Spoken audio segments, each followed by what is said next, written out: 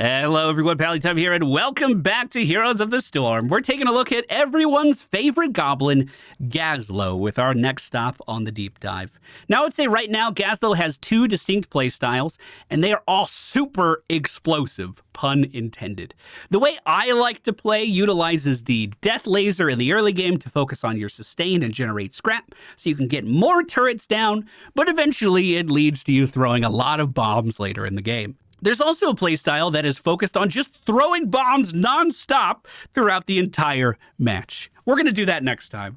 I hope you guys enjoy today's match. If you do, please be sure to hit that thumbs up button. I'm trying to get some videos done really quickly before I head out of town for a family emergency. So if you could do me a great favor and hit that thumbs up button, I would very much appreciate it. Thank you guys so much for the support. All right, ladies and gentlemen, we find ourselves on the Cursed Hollow today. Playing quick match at 3 in the morning. Been a while since we have had a disconnect on the loading screen. Makes me really thankful for you guys that stopped by on Viewer Game Tuesday. Don't know how good we have it. At level 1, we're going for Big Game Hunter, increase maximum scrap by 2, basic attacks against enemy heroes, mercenaries, or monsters, accelerates reduce, reuse, recycle scrap generation by 1.5 seconds. Our goal with this build is to cycle out as many turrets as we can to then generate shields for our character and keep us safer. When we have a bot Vala on our team, we definitely need that. I have placed the triangle of turrets down for our Stitches. Looks like he did not go for a hook for the center of it. I am going to just sit back and try to siege these guys from afar. There's absolutely no reason at all for me to move up there. Our Q ability is the rocket turret. Every time we get 4 scrap, we can put another one of those down. Our E ability is the explodium charge, which you just saw there. After a short delay, deals big damage and stuns everyone inside of our radius. So basically, I do need to melee things in order for our build to work better, but while the enemy team is playing at this weird mid-range, we can still punish them quite hard with a lot of our abilities. No one's soaking the middle lane right now, and I was just swooped in where I did not want to be. We can get a little heal off of the Vala by using our W ability. That heals us for 25% of the damage dealt with it. So if we hit more targets, we get more healing. A lot of XP up top for us to grab. Let's try to clear this lane as fast as possible. And I'm just going to stare at the minimap, and we will see how people react to me. I have played Gazlowe on maybe 4 Viewer Game Tuesdays, and every single time I do it, I lose horribly, really, really bad. And this is one of my favorite characters to play, and it feels like I kind of lost my mojo with him. So I'm hoping that tonight we'll be able to find it again. And Uberak is sitting in lane for a really long time. Did Vala ever come back? It looks like she did. I was a believer, and she picks up a kill on the enemy team's Artanis. Let's go ahead and drop another one of our turrets here. At level 4, we are going to be picking up Rocket Socket. Casting rocket turrets grant Gazlowe a shield that absorbs 234 damage. That shield helps us keep our health up as we're continuing to fire off lasers to then replenish the health that we might be missing. Of course, our trait allows us to break down any of our turrets and then pick up some scrap from inside if we ever need to remove them from an area. It's not something I actively do too much. The friendly team jumped the gun a little bit by taking over this mercenary camp, but I am not mad at all. Ideally, you want to take that over right when the objective is announced, just like what the enemy team did there. We do see a Nubarak jumping in pretty hard on me. Valera coming in from stealth, hitting him with the silence, but not enough damage to take him down. I'm just going to go ahead and put one more turret down, and then we will start to rotate. We got a long way to go. We're already going to be late, but I think we did a good job of pushing those giants in. Also, we just saw the enemy team responding huge up top, sending 2 people to stop us. That should mean a very easy interrupt here, and yes, we do see that as Stitches grabs the Artanis from the objective. Tried to fire up the laser, but Alarak had something else to say. We're going to go ahead and drop the stone where I think Genji's going to be, but no, he just dodged it by a little bit. Lunara going for the channel. I think that's excellent. Let's just try to get in the way and cause some problems.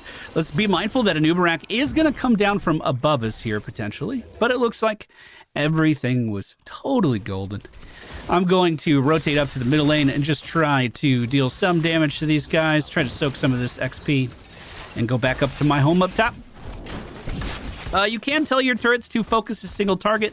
They do have their kind of own AI. They have their own mind. They're doing their own thing. But if I press one on a target like Vala, who stepped into the middle of my little setup there, we can focus a lot of damage onto her.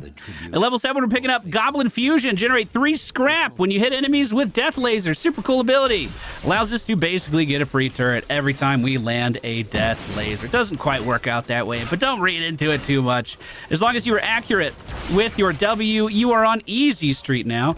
Keep in mind, as Genji kills my turret there, it drops scrap, which helps me build towards my next one. It's a really, really cool loop. Everyone for the enemy team is missing, so I'm going to put a preliminary turret down just to make sure I'm somewhat safe. We do see the enemy Artanis. We see Vala jumping in with a great stun. The enemy team is chasing down our Vala in the mid lane like crazy. Are we going to be able to... I'm going to try. Get a stun off here. I'll put some turrets down and have all of those turrets focus Vala as long as I can see her as well. We're 2 seconds out on being able to W. I basically just have to play at this mid-range for right now. Turret down to try to stop them from advancing, but the enemy team snipes the turn-in as we were continuing this fight. We're going to put more turrets down here on the Alarak. Tried to laser him, didn't quite work out. Stunned underneath him, will catch him. And then the turrets will continue to focus in some damage. Vala's here. Laser goes out. I can turret one more time. Ah! It's so close. So close. One fucking turret attack away. I don't know where anyone on the enemy team is, so I'm just going to leave. You can always tell when I start looking at my mini-map again. It's like, oh, wait a minute, something's wrong. Friendly team not quite level 10 yet. Once we do get there, I am so in love with the Gravel Bomb 3000, especially in quick match settings like this where people are less organized. You're a lot more likely to catch people when they don't expect it. Valeera sitting up in the top lane as the objective is becoming active, trying to soak to level 10. Look at that 3 in the morning gameplay. You love to see it. Just like that, we do achieve it. If Stitches gets a hook, I'm just going to Gravel Bomb off of that. We can combo that with our E ability to set up a stun, and that's a great wombo. We're once again going to have our turrets focus Vala as she moves into their range. Every single time she does that, I want to pressure her the same way. So we did grab that objective without any complications. Stun almost catches Vala, but she steps out. Stitch's hook does not connect either. Will Vala move in? Oh, great catch on me. I'm just going to drop a turret. No reason to overreact. I could have maybe ulted there and done something, but that felt like it was overkill. We were fine. Enemy Genji pushing top lane. Just got level 10 for his team by the looks of things. Got him. I unfortunately can't drop a turret, so I have to laser. Laser gave me enough for a shield. I can then shoot my cocoon to break me out theoretically, but all of... Careful. We got it. Shield down. He's going to kill me with deflect, but that was still really, really well done. Played out way better than I thought it was going to. All right, objective is up again. Unfortunately, we won't be there, but neither will their main tank. Stitch is making his way in. Lunara already in position. We do spot the enemy Genji. He has X marks the spot, which still should be on cooldown, but he's playing pretty aggressively. All his mobility has been used by now. The trading Vala damage wins for our team, but our Vala dies soon after. I'm just sitting here watching this fight. Excuse me. Great damage done to the Artanis as Stitches picks up the kill with a great slam. Gazlowe's on the way. I wonder how this fight could have played out if I was there earlier. Genji in the belly is pretty scary. I'd be moving away if I was that Lunara as well. Let's go ahead and start to just drop some of our turrets here. I'm just going to ult these guys right away. I'm totally fine. Unfortunately, I did mess up the Explodium charge there. Did not get it off in time, but that still set us up beautifully to take over this situation. I'm going to continue the chase on a new Brack if I can, but it looks like things are turning around the other way. Vala taking a lot of damage from our turrets once again. We're going to keep focusing damage on her if we can. We take her down. More turrets being placed now as I kite away. We are going to pick up the different schematics for our turret, which is going to allow it to attack multiple enemies now. A new brack at the top of the screen is nearly dying to our turrets as well, and it looks like we are slowly but surely taking over this situation. That is until they respawn and come back and kill us. Also, in lane... Oh, no. Oh, no. I'm so screwed. I'm so screwed. I fought so hard. Oh, come on, come on. Almost. We held them off for so long that the entirety of the friendly team was able to respawn. That's pretty impressive. Turret's still in play as well. We're going to focus them onto the Artanis, and we took them down. Focusing damage back in on the Vala. Unfortunately for us, they did just fade. Valera with the smokescreen is buying time as Stitches starts to take over the front. No one's channeling, though. There's just channel. Meanwhile, up in the top lane, our mercenary camp has taken over that entire building. It's going to fall right as the tribute kicks in. I'm moving towards the team this time, doing the thing I'm supposed to do. In fact, I'm going to move towards middle just to soak all of that sweet, sweet, sweet XP. Looks like the friendly team doing very well for themselves. Enemy Artanis moving up, but is it too far? Stitch is not going for the hook. I'm kind of surprised.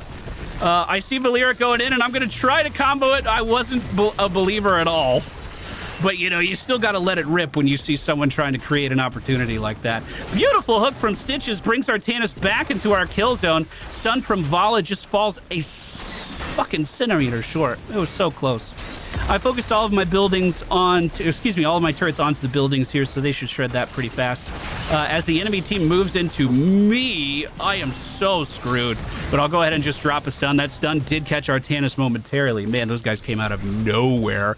Anubrak really low on health, but so is everyone else moving forward. Stitches is trying to free Vala, and it looks like that strategy is working as Vala starts to chunk into the enemy team.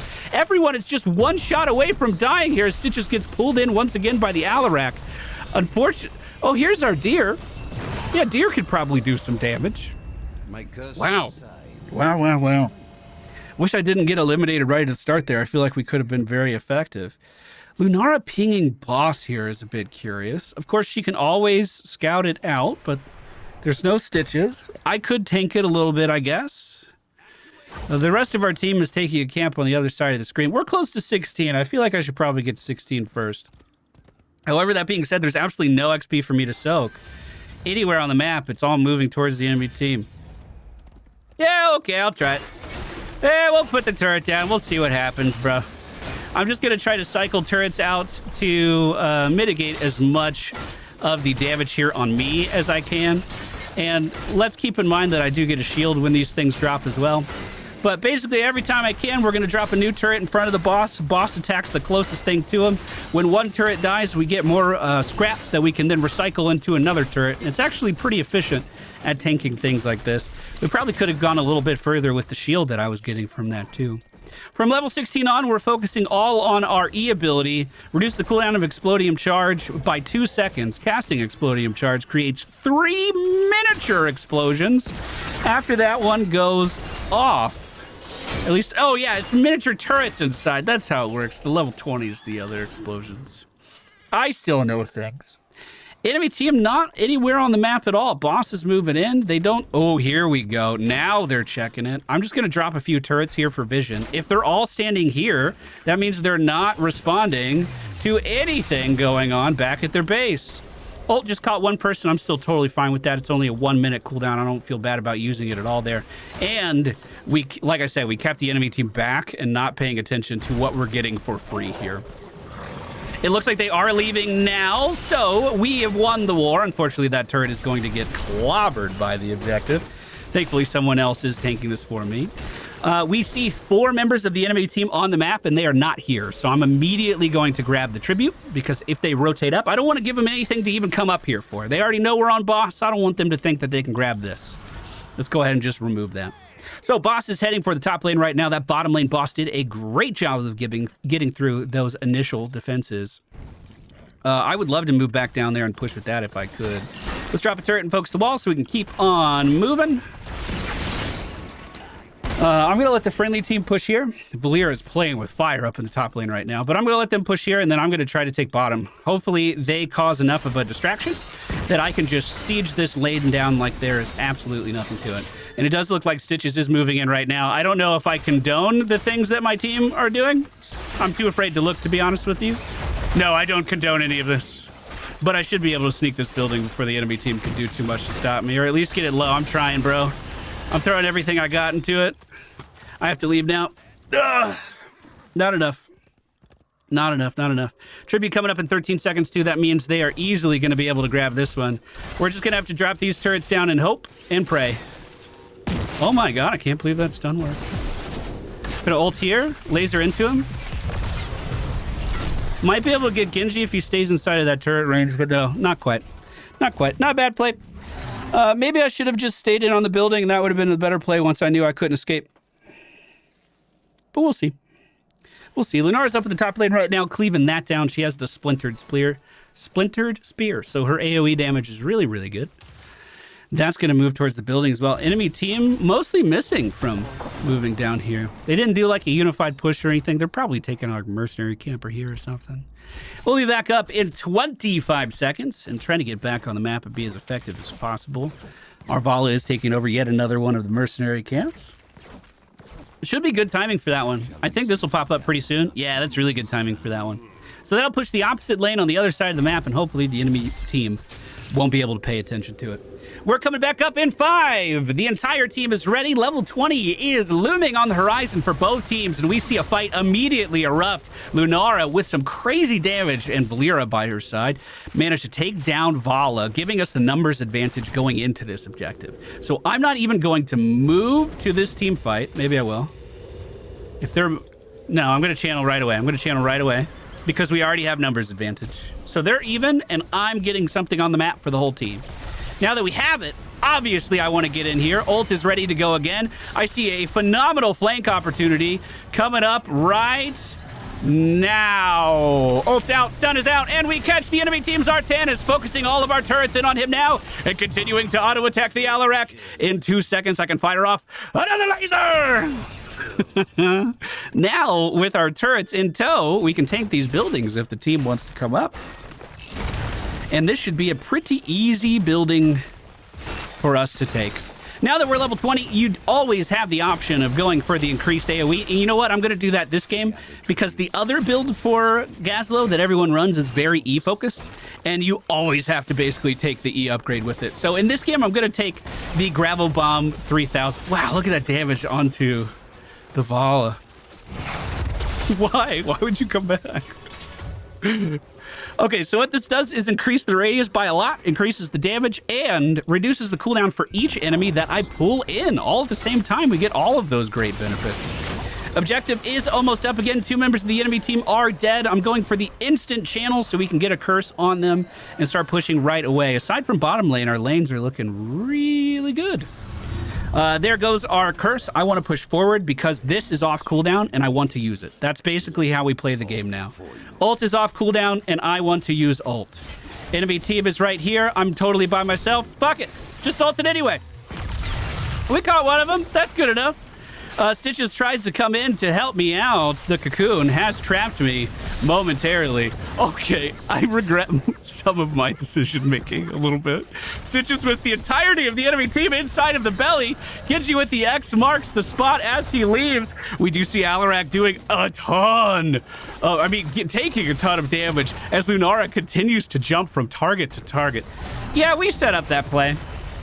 Yeah, that was us. Obviously, that's in jest. Every time I joke like that, someone in the comments doesn't get it. But, hey, look at that. Ult's off cooldown again. It's ready to go before I am. We can just let it rip without even thinking about it. That was really what I was trying to convey with it. I am quite surprised that I only caught one person with it. I thought that one was looking really solid. And I'll be honest, ever since revisiting Gazlowe, that has been the thing I've struggled with the most, actually. This is a weird ultimate. Not a lot of things in the game really play like it. We're going to be back up in just 5 seconds. Stitch is following us in another few. The friendly team is pinging the bottom boss, and I am on the way to help out. It looks like Vala getting things started. She should have a ton of self-healing, so she should be the one tanking it. Unfortunately, Lunara got rooted and then almost stunned, but she managed to use her ult to get out of there. Here, I'll go ahead and I'll put a turret down for you. Does that help, ma'am? Unfortunately, all those turrets are going to fall. Enemy team totally missing from map. Could be on their way here. We do not have any information. In fact, I think we should run straight up to their boss and see what we can find up there. Now, for my pathing, how I decide where I'm going to go is just following Stitches here. Actually, the fact that Stitches didn't move across the map means that there clearly isn't any urgency. All right, our tank would be doing it, obviously. Valyr's on the way now. She sees Alarak in the fog. He did not see her. Enemy team must be on the boss right now. The Wisp is looming in to spot it, but we are too late. If I hide in this bush, the enemy team might take the bait. No, it looks like they're already falling back to defend. So I am going to make sure that we kill this as fast as possible. Do what I can here. The Giants are actually perfectly timed to help us defend this. This used to be a really common strategy on the Haunted Mines. You'd always take these Giants at a certain time to help you defend against golems. This is really bringing me back. Friendly team managed to get 2 kills, and they are pushing in for a win on the core. I feel like I should be there, so I'm going to start moving that way. That guy will die pretty fast. It looks like our golem was super effective that the girls took over. Super fun build for Gazlowe, although it has completely fallen out of favor for the E playstyle. Lunara picks up MVP. Oh, we did curse damage. Look at us go.